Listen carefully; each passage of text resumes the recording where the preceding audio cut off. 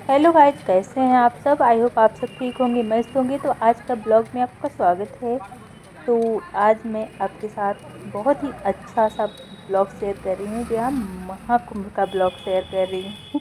तो यहाँ पर आप देख सकते हैं कि स्टेशन, प्रयागराज स्टेशन आपको दिख रहा होगा। तो आप जो लोग जानते हैं तो वो पहचानते भी होंगे। तो यहाँ पर आप सब देख सकते हैं, काफ़ी अच्छा व्यू भी दिख रहा था। यहाँ पर अलग अलग जगह से आई हुई थी, प्रदर्शनी लगी थी, काफ़ी अच्छा भी दिख रहा था।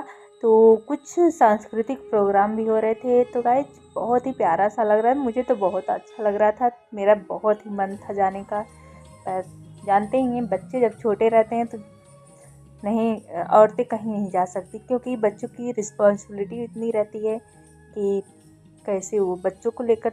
ऐसे महाकुंभ में तो जाना भी नहीं चाहिए बच्चों को लेकर, और अगर लेकर जाएं तो भाई वहाँ पर बहुत ही एक्स्ट्रा देखभाल करनी रहती है। तो इसलिए हम लोग नहीं गए थे, मेरे हस्बैंड ही सिर्फ गए थे और उन्होंने ये सारा ब्लॉग बनाया था और मैं वॉइस ओवर कर रही हूँ। तो यहाँ पर आप देख सकते काफ़ी अच्छा सा यहाँ सांस्कृतिक प्रोग्राम हो रहे थे। मेरी जो बेटी है ना, बहुत रो रही थी, कह रही थी नहीं मुझे भी ले चलो पापा। पर क्या करें, हम लोग नहीं जा सकते थे गाइस। 10 किलोमीटर जाना, 10 किलोमीटर आना, तो अब जो है मेरी बेटी नहीं जा सकती थी ना, इसलिए हम लोग नहीं गए। अगर जाते तो उसके लिए प्रॉब्लम्स हो जाती। तो ये काफ़ी प्यारी प्यारी सी वहाँ पर जो है ऐसे बनी थी प्रतिमाएं। ये मतलब कोई संदेश दे रही थी, बहुत ही अच्छा लग रहा था। तो मुझे लगा कि शायद गए होते हम लोग भी तो ये चीज़ अच्छी तरह से देख पाते, महसूस कर पाते। तो कोई बात नहीं, मेरे हस्बैंड तो गए थे, नहीं जा पाए तो कोई बात नहीं। बच्चों के लिए भाई कुछ भी करना पड़ता है। अगर बच्चे को छोड़कर आप जाओगे तब भी तो नहीं ठीक है, किसके सहारे छोड़कर जाओगे, कोई देखने वाला भी रहना चाहिए। सो गाइज व्यवस्थाएं भी बहुत अच्छी थी। मेरे हस्बैंड बता रहे थे कि वहाँ पर मतलब हर चीज़ जो है बहुत ही अच्छे तरीके से सब कुछ वहाँ पर है। ऐसा नहीं है कि नहीं सिक्योरिटी नहीं है, सिक्योरिटी की अभी जो है व्यवस्था बहुत अच्छे तरीके से था। तो ये काफ़ी कुछ सजावट था जो कि कुंभ के पहले है। मेला जिसको बोलते हैं कुंभ मेला, तो मतलब ये सब लगा था। तो वहाँ पर पहले गए थे, एक दिन पहले जिस दिन गए थे तो वहाँ पर शाम को गए थे घूमने।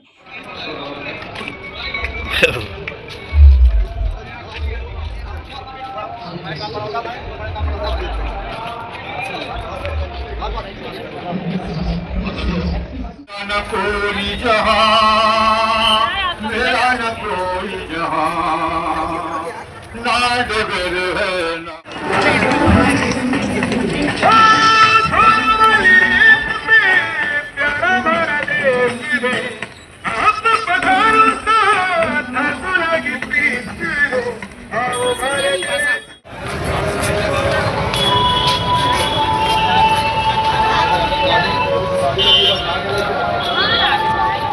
Dice abajo y se va a decir que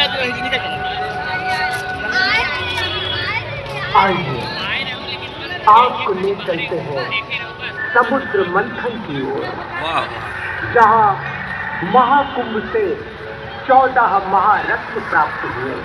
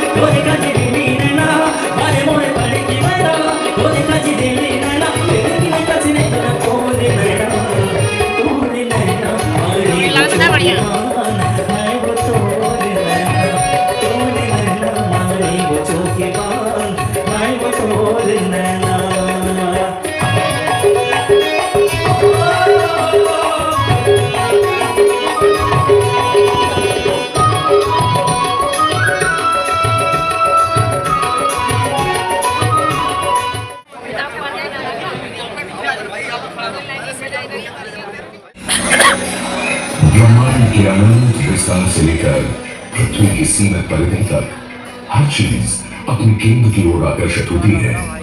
इस पृथ्वी पर एक ऐसा केंद्र है जो न केवल मानवता की आस्था और भावनाओं को बल्कि उनकी आत्मा की गहराइयों को भी अपनी ओर खींचता है। महाकुंभ क्या है वो शक्ति जो हम सबको एक सूत्र में बांधती है?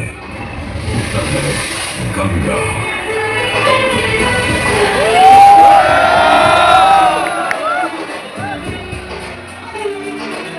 किंतु गंगा क्यों? क्योंकि गंगा कोई नदी नहीं है, आस्था की अविरल तरल धारा है गंगा। विश्वासों के बारे में संस्कृतियों की सरगा है गंगा।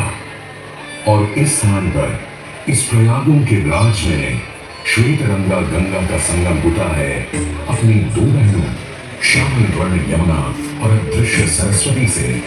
और इस त्रिवेणी संगम के कारण भी यह जगह इतनी महत्वपूर्ण हो जाती है। गंगा के उद्गम के बारे में जो पौराणिक कथा प्रचलित है वो बड़ी ही रोचक और मनमोहक है। तो आइए क्यों न आज हम आपको गंगा अवतरण की कहानी सुनाने दिखाने। नानी था राजा बलि पर करता था दम, पूरी पृथ्वी पर फैला था उसका ही आतंक। उसके आतंक को रोकने विष्णु ने हरा एक रूप, बाबा रंगोली का बौना बनकर पहुंचे जहां का भूत। सारे दरबारी बौने ब्राह्मण पर हंसे, पर बाली ने जब उसे दान मांगने को कहा तो उसने कुटिया बनाने को केवल 3 पर भूमि मांगी। पर जब बौने ब्राह्मण ने भूमि नापनी शुरू की तो जैसे भूचाल किया गया, वामन ने पहले पद में पूरी धरती नाप ली और अगले कदम से स्वर्ग। ब्रह्मा जी ने भगवान विष्णु के चरण होकर उस जल को अपने कंकर में भर लिया।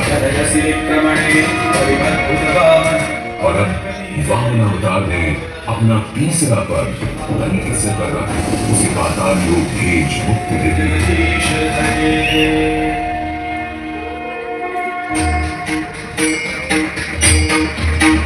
अब स्वर्ग लोक में भगवान ब्रह्मा जी ने जब चरणामृत में हाथ डाला तो वहीं से निकल आई चंचल निर्मल धवल गंगा जी।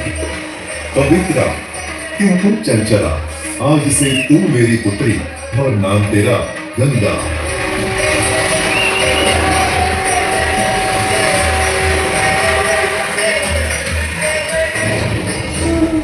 कुछ समय बाद सतयुग में एक श्वाकु कुल के सूर्यवंशी राजा सगर ने सारे संसार को जीतने के लिए एक अश्वमेध यज्ञ का संकल्प किया। सुने सुने सुने सब सुने, या चिन्हित पूजित धवल अश्व जहां भी जाएगा वो भूमि राजा सगर की मानी जाएगी। यदि किसी ने इस अश्व को रोका या पकड़ा तो उसे सगर के 60,000 एक पुत्रों और उनकी अक्षाधिक सेना का सामना करना पड़ेगा। सुने सुने सुने। भूलोक में सगर का आश्रम अजेय अपराजेय बढ़ता जा रहा था और स्वर्ण रूप में बांटी जा रही थी। देवेंद्र इंद्र की दुविधा डरकर वो अश्व को रोकने की युक्ति लगाने लगे। इंद्र ने राजा सगर के उस घोड़े को चुरा लिया और छल से महर्षि कपिल के आश्रम में बांध दिया। घोड़े को खोजते हुए राजा सगर के 60,000 पुत्र महर्षि कपिल के आश्रम में पहुंचे। वहां घोड़े को बंधा हुआ देख क्रोधित पुत्रों ने कपिल मुनि को घोड़ा चोर समझा और उन्हें अपशब्द कहने लगे। वाचाल कुमारों, यदि कपिल ऋषि ने खोली आंख तो तपस्वी योगाग्नि से जलकर तुम सब हो जाओगे राख।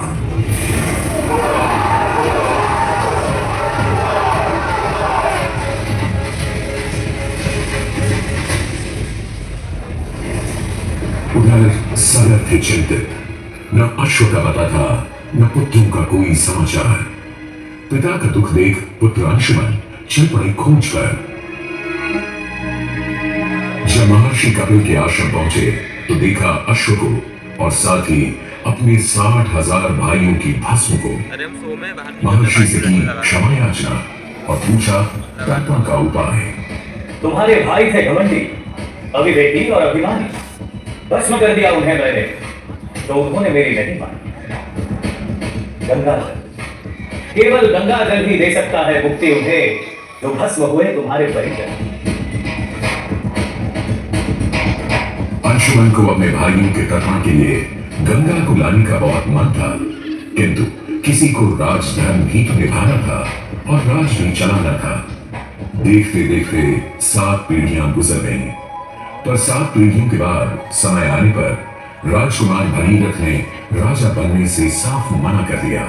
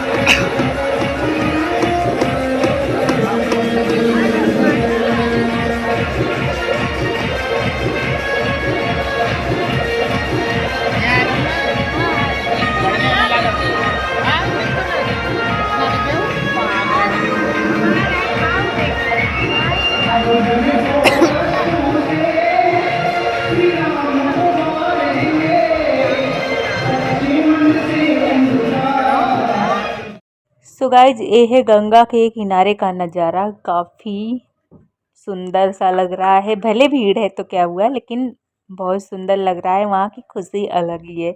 जब मैं यहाँ पर देख रही हूँ मुझे इतनी खुशी मिल रही है, तो वहाँ फेस टू फेस देखने में कितना सुंदर लगता होगा ना वहाँ का नज़ारा। तो कोई बात नहीं भाई, अब क्या करें। वही अगर 1-2 किलोमीटर पैदल जाना पड़ता ना तो कोई प्रॉब्लम नहीं होती, तो जा भी सकते थे, लेकिन 10-10 किलोमीटर दूर इतनी प्रॉब्लम्स हो जाती है। अब सेम वही प्रॉब्लम है बच्चों की, क्या करें, नसीब में नहीं है नहाना यहाँ पर जाकर। तो कोई बात नहीं, मेरे हस्बैंड तो जाकर नहा आए। और यहाँ पर आप देख सकते हैं इतनी सारी भीड़ गाइज, काफ़ी भीड़ है, काफ़ी भीड़। इसमें तो सच में बच्चों को लेके जाने में ही डर लगता है कि कहीं बच्चे ही ना खो जाएं। बड़े लोग खो जा रहे हैं तो बच्चों की बात ही क्या है। तो काफ़ी कुछ सुंदर लग रहा था वहाँ का नज़ारा, लेकिन मन तो बहुत था, लेकिन क्या करें, कोई बात नहीं।